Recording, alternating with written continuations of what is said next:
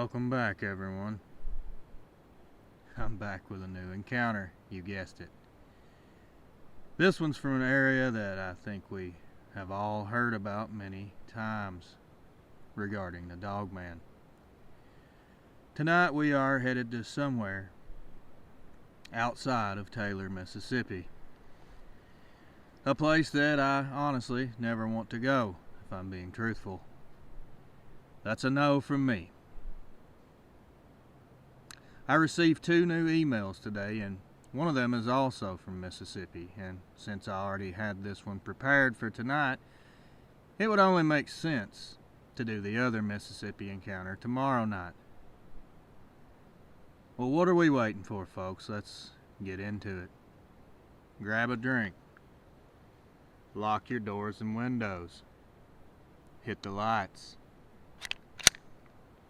And let's get started. You know how GPS can sometimes take you on routes that don't make sense?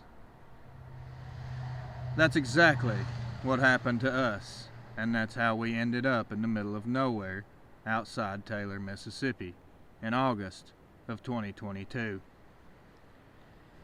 It was supposed to be a simple drive back home after a visit with some old friends, but instead we found ourselves lost in the backwoods, far from any familiar road.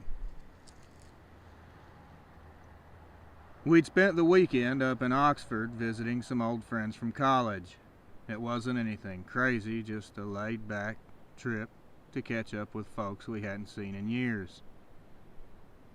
My friend and I had both been so caught up with work that we barely got a chance to do things like that anymore. So we figured we'd make the most of it. We spent a couple of days eating, drinking, and laughing about the good old days, taking a little tour of Oxford to see how things had changed since we'd last been there. By Sunday evening, it was time to head home. We left just before sunset.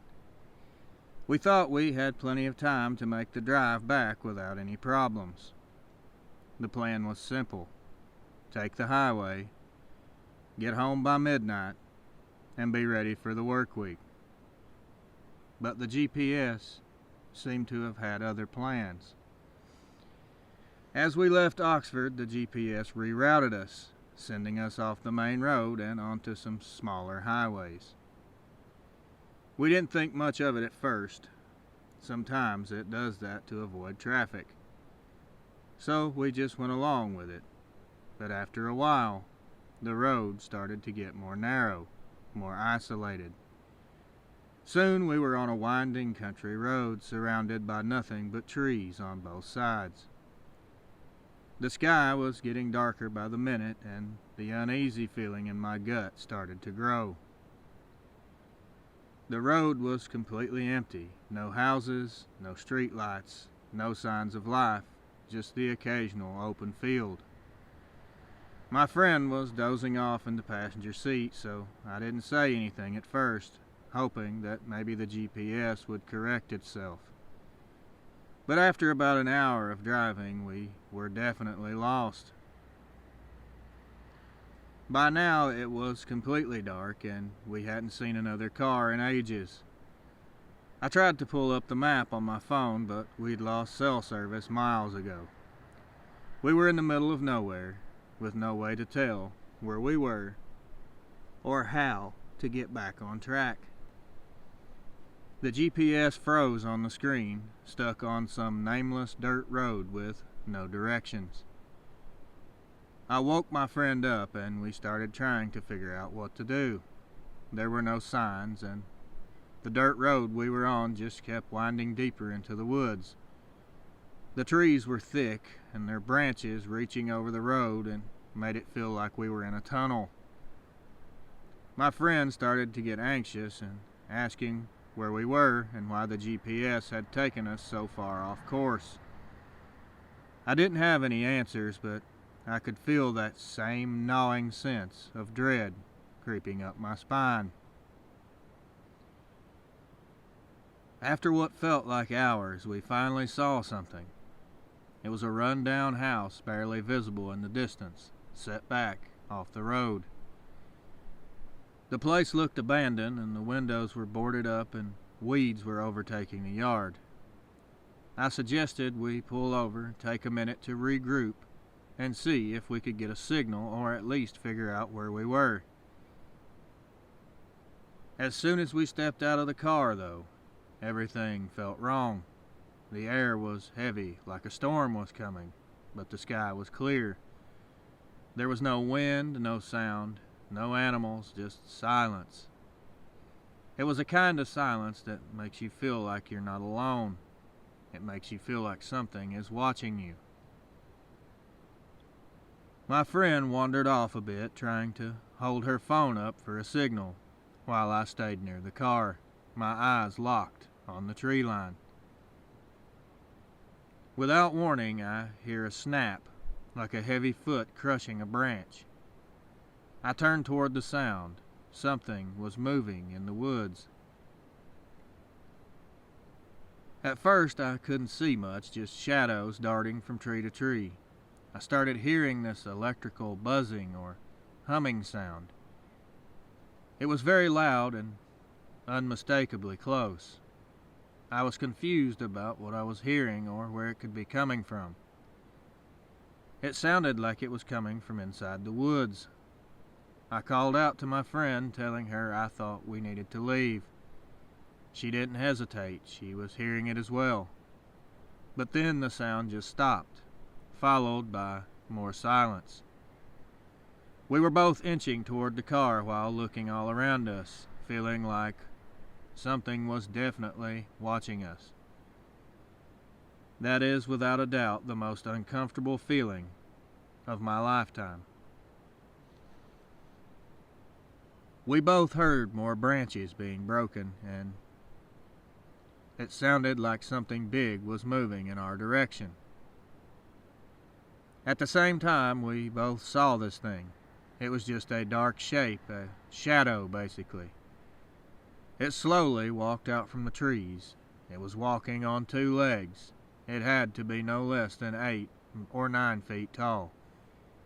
It was covered in fur. We both stood there, in shock and silence, watching against our own will, as the creature stepped further into the clearing, revealing its full form. It was unlike anything I've ever seen. It looked like a wolf, but it wasn't just a wolf. Its face was elongated with a long snout. Its eyes glowed faintly in the moonlight like they were reflecting something. The body was hunched with this wide chest and a tapered waist, and long skinny limbs. It was dark and I couldn't make out any fine details, but I could see enough to know what I was looking at was not any kind of animal that should be walking around in Mississippi, or anywhere else for that matter. For a moment it just stood there watching us, then, without warning, it dropped down onto all fours and started moving towards us, fast. But it wasn't running in a straight line. It disappeared into the tall weeds, and all we could see was the weeds parting like water as it moved towards us, zigzagging through the field. Complete panic set in. My friend and I both scrambled to the car. But before we could even reach the doors, headlights appeared behind us. An old beat-up truck pulled up and skid to a stop. An elderly man stepped out holding a very large rifle. He didn't say a word at first. He just waved us toward the car with a look on his face that told me everything I needed to know. He knew exactly what was out there. He scanned the area, rifle at the ready, and once we were safely in our car, he told us to follow him. Looking back on it now, we were so dumb. Following a strange old man with a rifle in the middle of nowhere. But that option seemed better than what we were facing before he showed up, so without a second thought, we followed him down the road, not even considering to look back. The drive felt like it lasted forever. the silence between us only broken by the sound of gravel crunching under the tires. Eventually he pulled over on the side of the road, not far from where we'd first seen the creature. The old man got out of his truck, rifle still in hand, and walked over to our car. His face was worn, lined with age, but his eyes were sharp and focused. "You saw it, didn't you?" he asked. His voice was rough. We just nodded. We were too frightened to even speak. He leaned against the window, looking back toward the woods we had just come from.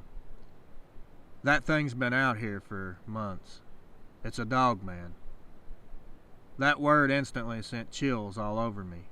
I'd heard of a Dogman before. Stories of a wolf-like creature seen in different parts of the country, including here in Mississippi. But I never believed any of that. Not until that moment. The old man went on to explain that he'd been seeing this creature regularly for the past 6 months. It had killed some of his livestock, stalked the outskirts of his farm, and even gotten close to his house a few times. He'd tried everything to get rid of it: traps, alarms, cameras, lights, but nothing worked, and bullets didn't seem to do a thing. "I've shot at it more times than I can count," he said. "Point blank. It doesn't bleed. It doesn't flinch. It just keeps coming." He described how he'd first encountered it late one night out by his cattle. At first he thought it was a wolf or a coyote, but when he saw it standing on 2 legs, he knew it was something else entirely. Since then, the creature has terrorized his farm, always showing up at night, always watching from the tree line. Sometimes it would come close enough that he could see its glowing eyes through his windows. "Folks around here know about it," he said. "They've seen it too. It's been spotted all over Mississippi. Some people say it's been around for years, maybe longer, but no one talks about it. They're too scared, and for good reason." I asked him if there was any way to stop it, but he just shook his head. "You can't kill it," he said. "At least not with anything I've got. I don't know what it is, but it's not an animal. It's something else." We thanked him for his help, and he gave us a word of warning. "Don't ever come back out here at night. If you do, it will find you. And if you see it, don't run. It enjoys the chase." We didn't need to be told twice. As we drove away, I couldn't ignore the feeling of how lucky we'd been. Too lucky.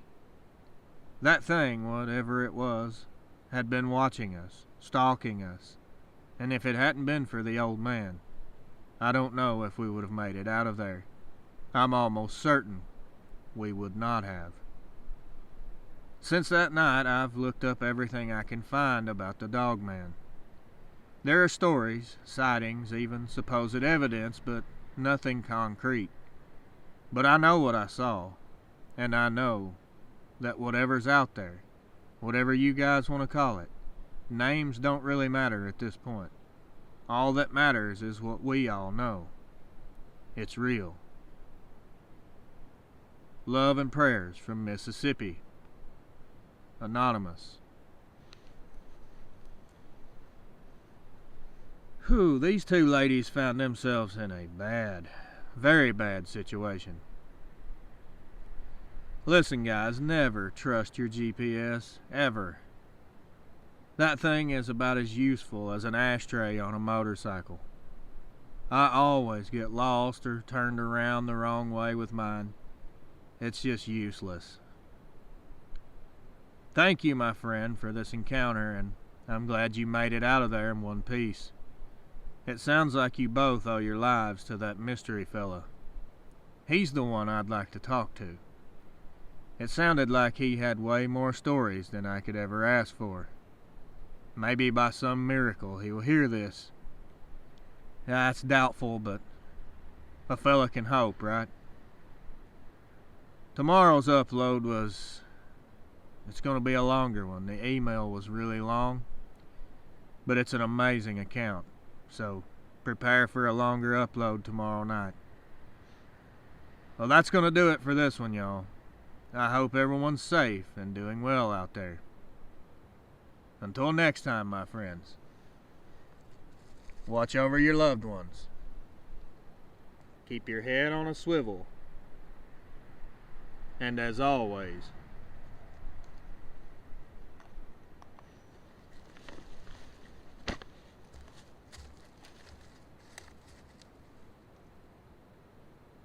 good night.